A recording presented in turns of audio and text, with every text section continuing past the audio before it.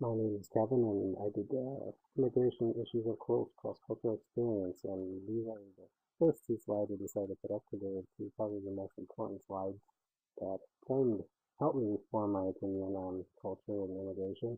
The one on the left I put, probably one of the best pictures I took, of the border. I'll get a little bit deeper into that later. And then the one on the right is a picture of a group, of course, led by Dr. Huck. And everybody I met along the way. I only knew one person going in, and I came out knowing everybody, and I'm really excited to know everybody, and I'm really happy I got to hear everybody's opinion on immigration issues. Okay, getting into culture and what I thought culture was prior to going down to Arizona and seeing the border and hearing our speakers talk. Um, Culture to me, I think, was I I probably had that bland outlook at it, meaning it's just another race. It's another. They eat different food. They speak a different language, so on and so forth.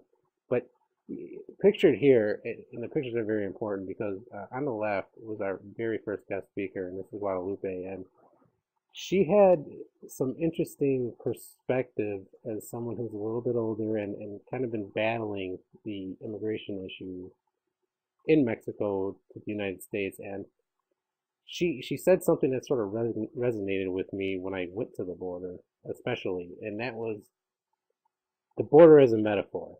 The border is a metaphor for separation and who does it benefit? And to me, that resonated, and it didn't really hit home until I actually saw the border and touched it and realized how really honestly pathetic it kind of is. And as someone who's got a lot of strong, obviously, economic beliefs of how immigration should happen and my thoughts on how right now it's wrong, obviously, and it needs to be changed and adjusted or whatever we have to do to make the process a little bit easier and better. Um, Guadalupe, her opinion on the border itself is, I kind of leaning more towards concurring with her in that when you see the border, you don't really believe it could hold one side from the other, and we're I think from the being from the north, we're kind of taught and our look at the borders. I initially I just pictured a giant cement wall. You couldn't even see through it, but clearly from the pictures you can see that's not the case. And uh, I just think her words and her battle over the years has kind of a little bit eye opening and after seeing the border, I tend to agree with her thoughts on it as a metaphor. It's something there that we're not sure, and I'm still not sure why it's there the way it is. Um, it doesn't really look secure, and it really doesn't seem to have any uh, true value. Besides, it just shows the Mexican side that we are very two different countries, and even if it's a small fence you can see through, you're just not equal. And that's kind of one of the things I took away from Guadalupe is that being as a defensive metaphor, it just I understood it and it hit home once I saw it.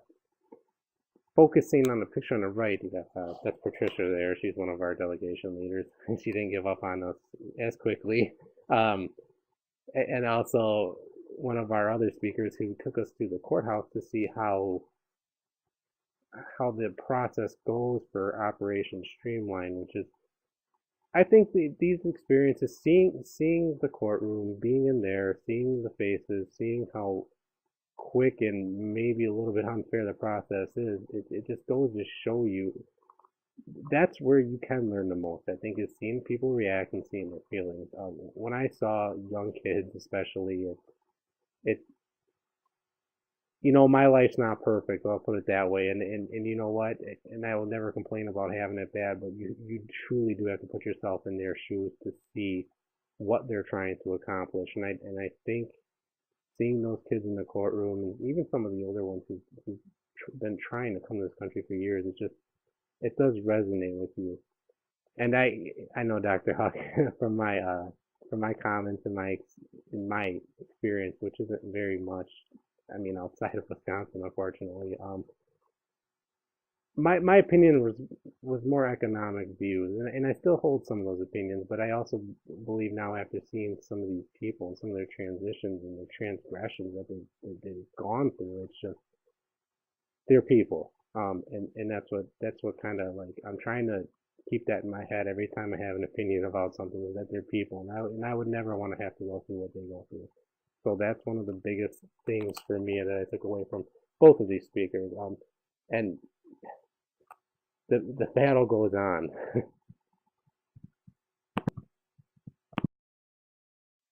Okay, moving forward. I'll make this one pretty brief.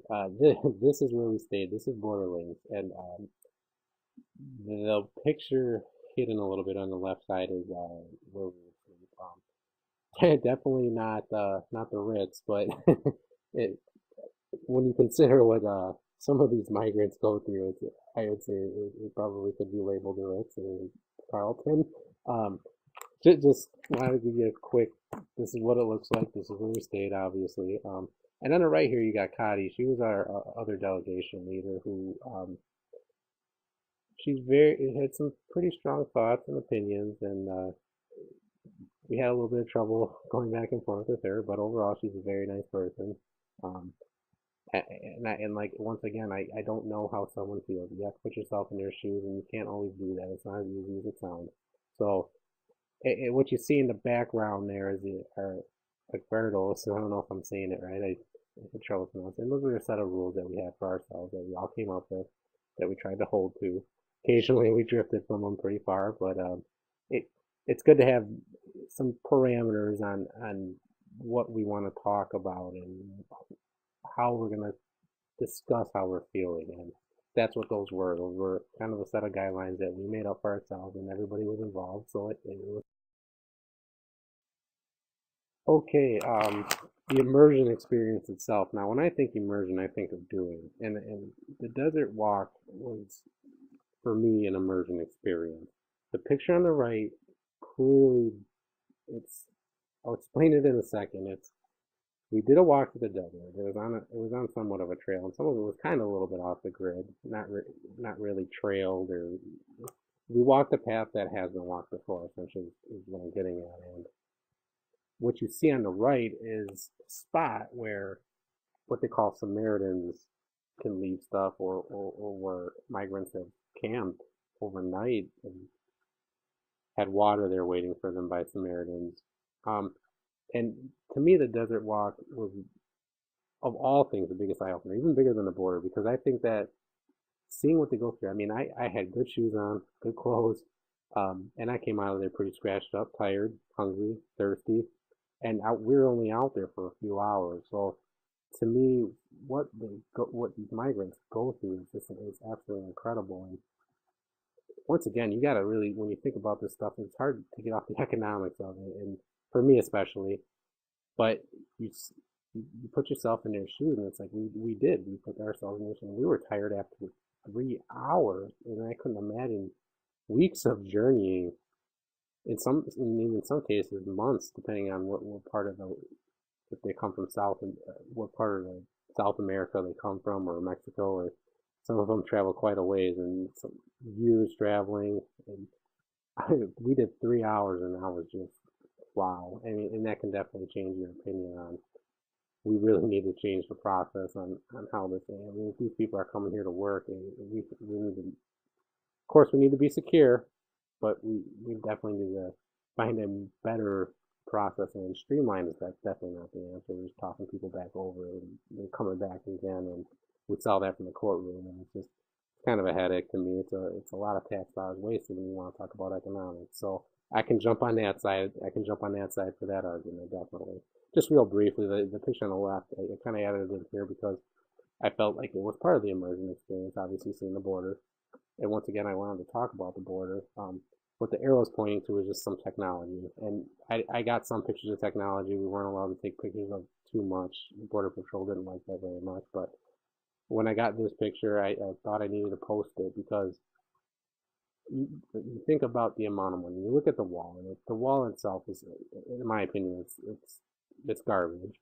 Um, it's not very big. It really couldn't hold me out if I really wanted to get across. At least I don't believe it could. But you look at the technology and the amount of money we spend, and you talk about how the immersion experience may have changed me or altered my opinion. And that is one big thing for me. If we're going to spend money, why don't we spend it on a more efficient process of making immigrants who want to come here and want to work and want to support their family? That is where we need to spend more money, and we need to focus our efforts on not just spending money, but wisely spending it, of course, and helping. Because the United States of America, we're a leader. We need to be the leader. We need to not just deter people, but if we can, we need to help. Just real quickly, just wanted to touch on this. This is a picture of the border. Not too different from the one we saw, I think, other than the color. It's a border crossing. Yeah, I pulled the picture itself off the web just to give you an idea of what a crossing would look like. And then on the right, obviously, this is Border Patrol. And just, I think, a wrong way to treat migrants coming over. I mean, they're sitting in the mud. I know they've been caught. And it's just, you start to think a little bit differently after you've seen what they've gone through to get to this point. And then to make them sit in the mud, I think is just, I think is wrong. But I just figured I'd post this video, or this photo here just to give a glimpse of what it's like. Okay, I just want to take a quick moment and thank our guest speakers that we had throughout the week. Obviously, they're all not pictured here. It'd be pretty difficult to put them all on here. Plus, I didn't ask Dario permission. I was asking everybody else if I could use him in my video, so I didn't have him here. But he's very important, very very important speaker. One that obviously I think impacted us maybe the most. All the students in the class I think had a pretty real world view of somebody who's gone through a little bit of trials and jump the hurdles, so to speak, to get to where he is, and he's definitely somebody who could use in the American society. He's a hard worker and he's obviously very intelligent. He's not pictured here. I didn't ask him, so but I think we all know who he is. And then obviously all of our other guest speakers who took time out of their day to give us more information and let us ask them the questions. Obviously, and that's sometimes tough for people to sit in a room full of 20 students and get badgered with questions. So I just wanted to take a minute and thank them. Okay, culture. What does it mean now after the immersion to me? It's different. It's definitely different. I don't think of culture as just like there's Mexican people, eat Mexican food or Spanish food, or for Americans we eat hamburgers. I think you have to look more beyond that. And yeah, they do things differently. They use a different language. They use different tools to get where they need to get to. But at the end of the day, we're all people. So I think culture is just people. It's just people all together trying to get along, maybe. And certainly we need to move forward and making more effort in that area. But culture to me means many different people working together, living together. Of course, as Taylor holds the sign here, it says hospitality, and I think for me, as a country, we need to have a little bit more of that.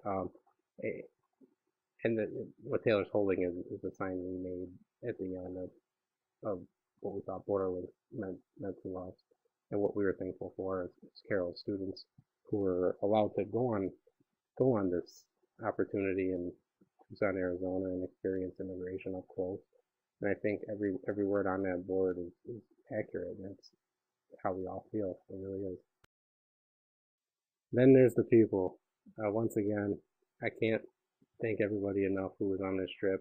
Dr. Huck, Linda for taking all the photos, and then everybody in the group, obviously, for sharing their opinions and having fun at night as we did. I just want to thank everybody for doing that. And it, I think it made us all a little bit more social, whether we like it or not, and it made us not afraid to share our opinions in front of other people, and that's a growth in my opinion. So I just want to thank everybody there, and that's it.